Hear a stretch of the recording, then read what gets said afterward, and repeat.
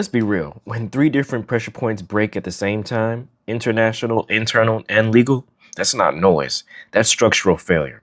And that's exactly what's happening in Minnesota right now.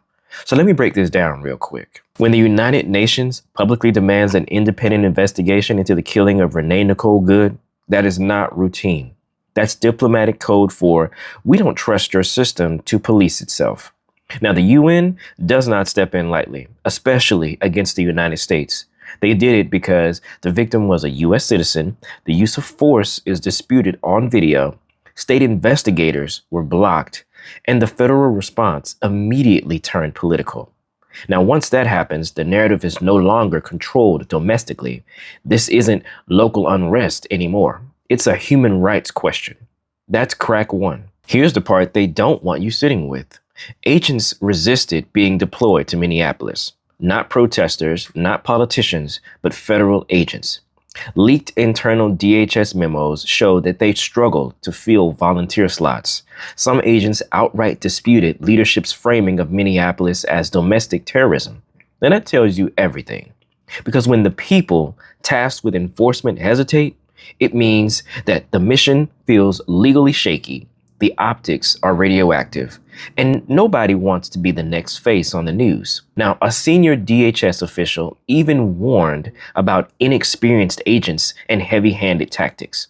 That's not a confidence issue. That's an oh no issue. That's crack too. Now, this is the one that should stop everyone cold. 6 federal prosecutors resigned. Not over workload, not over policy disagreements. But they resigned because the DOJ was pushing them to investigate the widow of Renee Good instead of the agent who pulled the trigger. Let that sit. The lead prosecutor said the push lacked probable cause and was clearly political, designed to reframe the ICE agent as the victim, to turn the widow into a suspect, and to shift public attention away from the shooting. Now, federal prosecutors do not quit in groups unless something is deeply wrong. That's the legal system saying, you cross the line, we won't follow. That's crack 3. Now, you put all these together and the pattern is clear. International scrutiny says the story doesn't add up. Internal resistance says the mission feels wrong. And legal revolt says the prosecution angle is corrupted.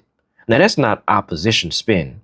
That's the system rejecting its own narrative. And when a government stops defending facts and starts defending optics, when it targets widows instead of accountability, when it leans on disinformation because truth won't cooperate, that ain't normal.